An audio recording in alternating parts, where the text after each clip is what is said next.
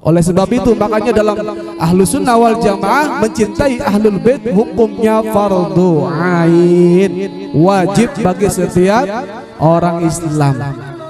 Wajib mencintai Ahlul Bait ya baginda Rasulullah Muhammad sallallahu alaihi wasallam. Kenapa? Darah mereka mengalir. Yang di dalam mereka adalah darah yang mulia baginda Sayyidina Muhammad sallallahu alaihi wasallam. Karena apa? Kok bisa? Jangan cemburu sosial kepada para Ahlul Bait, kepada para habaib. Karena mereka pun terlahir tidak pernah minta, nggak pernah request, nggak pernah mesen sama Allah. Ya Allah, lahirkan saya sebagai keturunan baginda Nabi besar Muhammad sallallahu alaihi wasallam. Justru mereka yang membawa risalah, mereka yang membawa syariat-syariat datuknya baginda Nabi besar Muhammad sallallahu alaihi wasallam, mereka yang lebih wajib menyampaikan kepada umat. Kita tinggal mencontoh para Ahlul Bait, para habaib dengan syariat-syariat yang sudah dibawa oleh baginda yang mulia Sayyidina Muhammad sallallahu alaihi wasallam. Ketika kita mencintai Ahlul Bait atau bahkan kita mungkin sebaliknya membenci Ahlul Bait, maka gugur semua amal ibadah yang pernah kita lakukan. Karena saya tanya, Pak, kita punya anak kita diganggu sama orang di kampung sebelah. Kira-kira kita marah nggak? Marah nggak, Pak? Marah, Pak.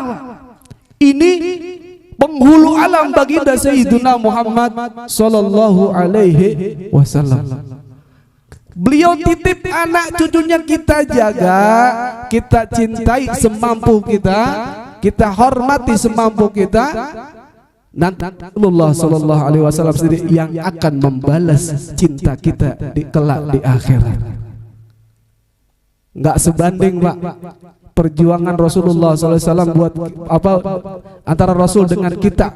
Rasulullah buat kita semua, Pak, buat umat, sampai ketika baginda Sayyidina Muhammad SAW akan dicabut nyawanya oleh malaikat Israel. Apa kata Rasulullah SAW? Timpakan ya Allah semua rasa sakit umatku nanti, jangan sampai mereka merasakan sakit yang seperti sakit yang saya rasakan sekarang. Saking enggak mau umat yang merasakan sakitnya sakaratul maut. Sampai segitunya Nabi Yuna Muhammad sallallahu alaihi wasallam. Nabi nanti dibangkitkan manusia pertama kali yang bangkit setelah kiamah adalah baginda Sayyidina Muhammad sallallahu alaihi wasallam. Nabi manusia pertama yang bangkit nanya ke malaikat Jibril alaihissalam, wahai Jibril, hari apa ini? Ini hari kiamat sudah terjadi ya Rasulullah. Aina ummati, aina ummati, aina ummati, di mana umatku, di mana umatku, di mana umatku? Yang dicari kita, Pak. Saking Nabi cinta sama umatnya. Bahkan dikisahkan dalam satu riwayat Az-Zuhrail Basri fi Adbaril Abil Qasim karangan Mufti Betawi Abi Utsman bin Abdullah bin Aqil bin Yahya dikatakan ketika nanti umat akan dihisab di akhirat, bahkan sahabat pernah bertanya, ya Rasulullah, kami hampir setiap hari sekarang selalu bertemu dengan wajahmu yang mulia, bagaimana nanti setelah dunia ini kiamat? Apa kata Nabi? Jangan khawatir wahai para sahabat, cari aku di 3 tempat nanti. Cari pertama aku di padang mahsyar. Kalau nggak ketemu, cari aku di mizan, di timbangan amal baik dan amal buruk. Kalau di padang mahsyar nggak ada, di mizan nggak ada, terakhir cari aku di telaga Kautsar. Telaga Kautsar ada dalam surganya Allah Subhanahu wa taala. Berarti yang ketemu Rasulullah dalam di telaga Kautsar berarti sudah masuk dalam surganya Allah Subhanahu wa taala. Jadi kita masih ketemu sama Rasulullah, asal yakin dan banyak-banyak sholawat kepada Nabi besar Muhammad sallallahu alaihi wasallam. Nabi tuh nungguin, Pak, nungguin saat kita ditimbang amal baik dan amal buruk kita, ditimbang semua umatnya yang cinta sama Nabi ditungguin. Kita wajib iman yang kayak gitu. Kalau nggak percaya murtad kita. Karena syafaat Nabi itu syafaat paling besar, syafaatul uzma. Syafaat Nabi satu-satunya yang bisa memberi syafaat dan di akhirat hanya baginda Sayyiduna Muhammad sallallahu alaihi wasallam. Dari mulai Nabi Adam, Idris, Nuh, Hud, Saleh terus nggak ada lagi yang bisa beri syafaat. Karena mereka pun nanti datang menemui baginda Sayyiduna Muhammad sallallahu alaihi wasallam. Patokannya cuma Nabi besar Muhammad, nggak ada lagi. Karena Nabi doa andalannya belum dikeluarin. Kalau nabi-nabi yang lain sudah dengan peristiwa-peristiwa yang dirasakan pada zaman mereka semua, pada zaman beliau semua, doa andalannya sudah habis. Tinggal doa andalan di baginda Sayyidina Muhammad sallallahu alaihi wasallam. Mudah-mudahan kita semua minimal bisa bermimpi bertemu baginda Nabi besar Muhammad sallallahu alaihi wasallam.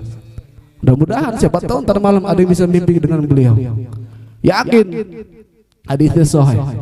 Qala Nabi Muhammad sallallahu alaihi wasallam, "Man ra'ani fil manam faqad ra'ani, fa inna syaitan la yatamatsalu bi." Rawahul Muslim an Abi Hurairah.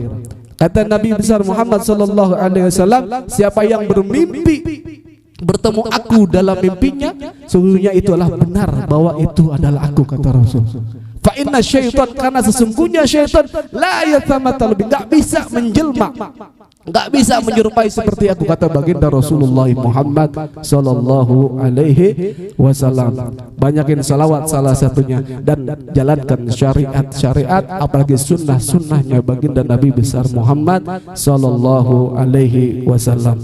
Targetin Pak, jamaah semua, targetin kita sehari mau baca salawat berapa, bukan dihitung salawat, tapi punya target 100, 200 minimal buat kita. Ntar sambil jalan sallallahu alaihi Muhammad sallallahu, sambil jalan pakai baju sallallahu alaihi Muhammad, itu tambahan buat kita.